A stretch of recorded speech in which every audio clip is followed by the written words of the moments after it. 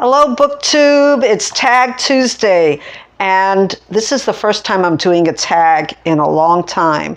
I was ill when Gina Stanyor tagged me of this wonderful tag, Food, Glorious Food. No, that's not the name of the tag. It's the Yes Chef tag, and it was an original tag created by Caitlin at Bandy's Books. And like I said, I was tagged by Gina. So thank you, Gina. And I'm going to check out Caitlin's channel. She's a chef and she loves books. And I love cookbooks too. So let's get started with this tag. Number one, have you ever read a book about or written by a chef? I have. The two books that come to my mind, I'm going to have over here the covers. The first one is Garlic and Sapphires, The Secret Life of a Critic in Disguise. And it's by Ruth Reichel. What is it about? Okay, so I hope I'm saying her name right. Ruth, if you know how to say her name, please let me know. I say Reichel or Reichel.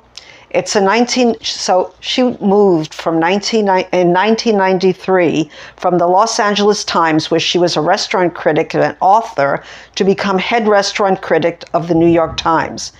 Seated next to a waitress on the flight to New York, she learns that the city's restaurants have been on the lookout for her in her newly powerful role, and she finds that she receives special treatment as a consequence. In order to visit restaurants without being recognized, she enlists Claudia, an acting teacher and friend of Reichel's late mother, to help her devise disguises. She takes on a series of different personas, which allows her different perspectives on specific restaurants as well as her own personality as she steps into someone else's shoes. I remember it as being a great memoir, as well as having some great recipes. One I remember was her roast leg of lamb with garlic and rosemary. I used to love leg of lamb. I can't really eat too much of it anymore, but I still love leg of lamb. Another book that I didn't like as much is, unfortunately, I say unfortunately because he passed away. He committed suicide, Anthony Bourdain's Memoir, Kitchen Confidential. I'll try to find a cover here. And it was released in 2000. It turned the food world on its ear. So it's a memoir as well. And his snarky, sometimes obscenity-laden story of the rocky journey from flailing rich kid to professional chef laid here the unglamorous reality of life behind the doors of restaurant kitchens. And I guess what I didn't like about it was the snarkiness. I found that he really goes after some television chefs that shall remain nameless, because I can't remember their names. No, just kidding. But I know that he really went after some chefs that in a mean way. And I don't think memoirs should be used in that way to get even on people, or to, really, I guess you can tell the truth, but do you have to really be so, mean? I found he was a little mean, but he did open the door through that book to what it was really like to work in a kitchen. So for that, I give him credit. And I did like his TV series. Not all of them, but I liked when he was traveling. And I guess that's the part I really liked. Okay, so what's the next question?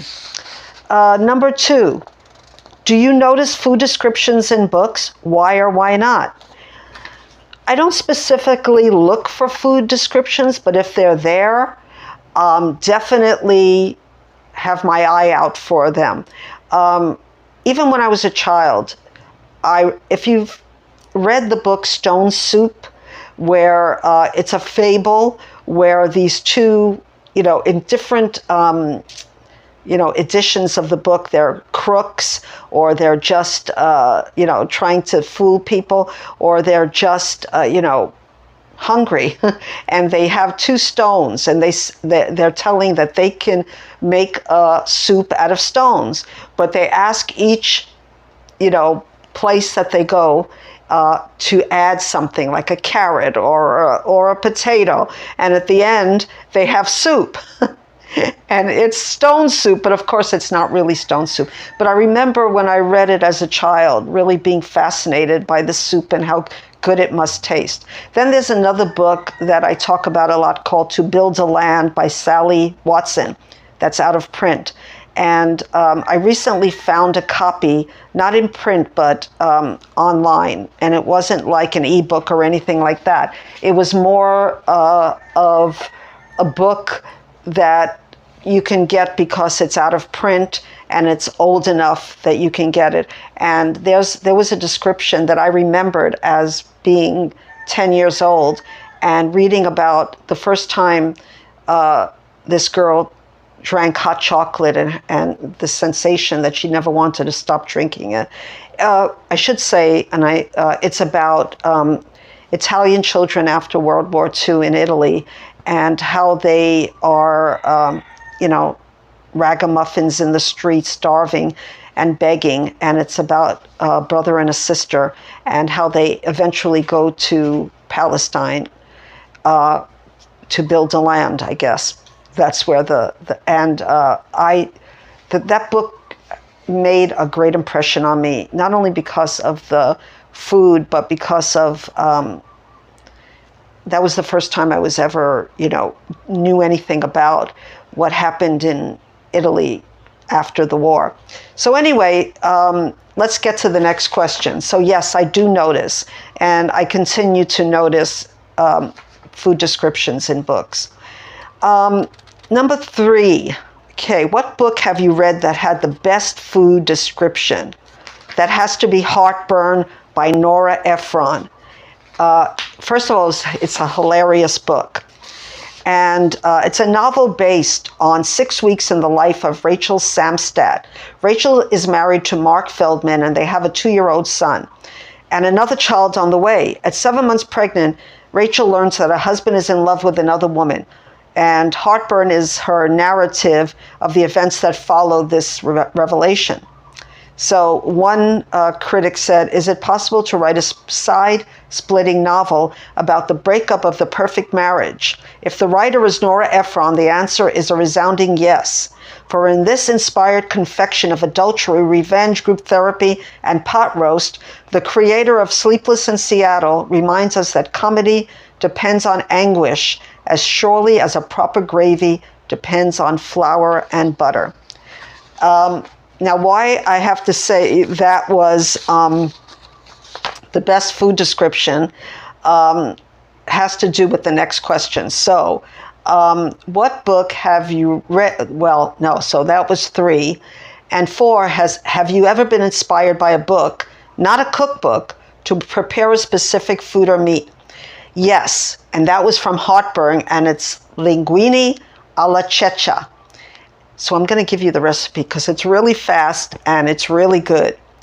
It has to be made in the summer when tomatoes are fresh. Drop 5 large tomatoes in boiling water for 1 full minute. Peel and seed and chop. Put into a large bowl with 1/2 cup olive oil, a garlic clove or 2, a garlic clove sliced in 2, and a cup chopped fresh basil leaves, salt and hot red pepper flakes. Let's sit for a couple of hours, then remove the garlic, boil 1 pound of linguine, drain and toss with the cold tomato mixture, serve immediately. And I find it's even better if you put some grated Parmesan Reggiano cheese on it. Simple, perfect, great. And she also has Chez Helene bread pudding that if I ever, because it's coming up in your last meal, but if I ever want to make my cholesterol go up to the sky again, I will have that. But yeah, I love bread pudding. And this came from a French restaurant. It has a lot of other recipes in this book. It's such a delight, this book. I really recommend it 100%. I should have a cover on the side. I should have said that. Number 5, do you have a favorite cookbook? Right, I have a very mixed up, or I had a very complicated relationship with food. I was always on a diet growing up. I threw out all my diet books, or so I thought. There's still a few left that I didn't know were diet books. But right now, my favorite cookbook, because right now I eat healthy, and this one is the 4-ingredient cookbook. I like simple things now that I'm, getting up there in age. Okay, I am up there in age. So 4 ingredients sounds really wonderful. It has beautiful photos, and it's written by Joanna Farrow. And in the one recipe that I liked, it's haddock with fennel butter. And it just has a beautiful picture of a piece of fish. And I eat a lot of fish now. So, instead of eating beef, which I was brought up with, I eat a lot of fish. We don't get too much haddock here in Hawaii, but I do get halibut, and I make it really last. It's expensive, but I make it last, and it's really delicious. And this book really gave me a lot, even though they have a lot of things I don't usually eat. It gave me, or it continually gives me, a lot of ideas. I also love my Taste of Puerto Rico by Yvonne Ortiz, that was written in 1994. And in it, there's one of my favorite Puerto Rican recipes. It's called, in fact, she says here, it's our national soup, asopao. It's a medley of chicken, rice, and seasonings that nourish the body and soul. So, asopao de pollo. It's basically a chicken soup, but it has our Puerto Rican, what we call cocina criolla ingredients that just make it, reminded me back of my childhood when my father used to make it. So that's one of my favorite cookbooks. Let me see. And I have other cookbooks. One I said was it's not really a cookbook. It turned out to be, I bought this in the last year. It's Secrets of a Kosher Girl, a 21-day nourishing plan to lose weight, which I don't like to do. I didn't read that part, and feel great even if you're not Jewish. It's an interesting book. It's not all about losing weight. It's mainly vegetarian, and it has a lot of things about Judaism as well as explaining what kosher is. I'm not kosher, though I am Jewish, but I'm not kosher, but I don't eat certain foods, like shrimp, which I used to love, by the way, but I don't eat it anymore, or pork, which I was brought up on because I'm half Puerto Rican, but I don't eat it anymore. But I found this to be an interesting book, though I really don't like diet books anymore. I was really messed up with diet books, gaining and losing weight most of my life. So I don't recommend a diet book per se. Okay, so what's the next question? All right. If you can share a meal with one author, dead or alive, who would it be? This one really got me confused because, of course, I love Agatha Christie with March Mystery Madness coming up. And hint, hint, I'll be a host, one of the many co-hostesses, co-host or hostesses of this readathon. But I don't think that I want to have the stress of being with Agatha Christie and having to keep up some brilliant conversation with her. I heard she liked a lot of cream sauces, and I'm really not into that. So I don't know. The first thought that I thought of was D.H. Lawrence. I know. Only because I was vaguely attracted to him. I didn't read, Lady Chatterley's Lover, but I did watch one of his plays on TV. And I just thought, he was brought up in the coal miner's son, and maybe I can, just give him some, some nice, a little bit of spice, and because he's very skinny, so, you know, I don't know. That was really crazy. But anyway, and there's always a banana and an orange. But I really didn't know who I would want to have a dinner with, because I'd be too nervous about what they would like, not to mention conversation.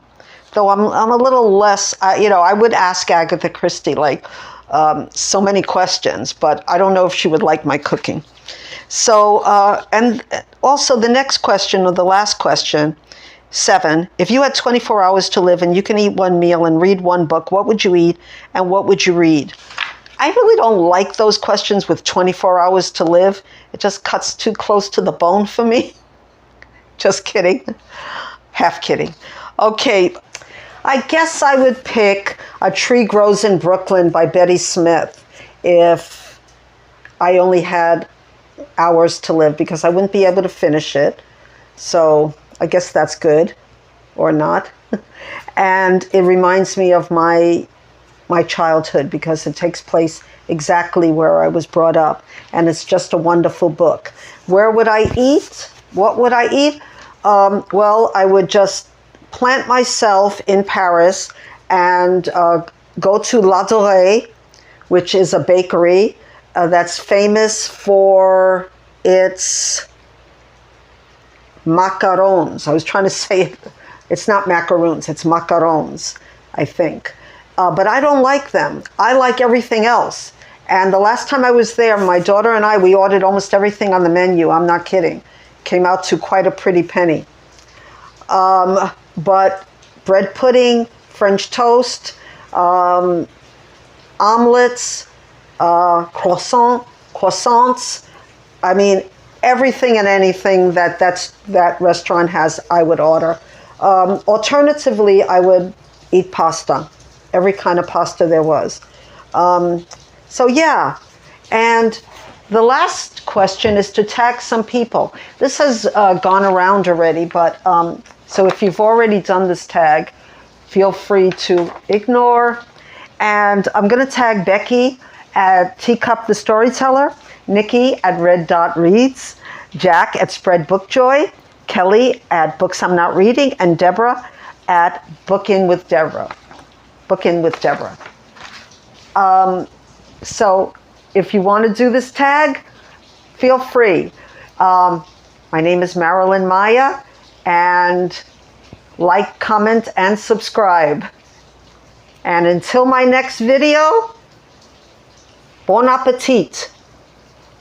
Aloha.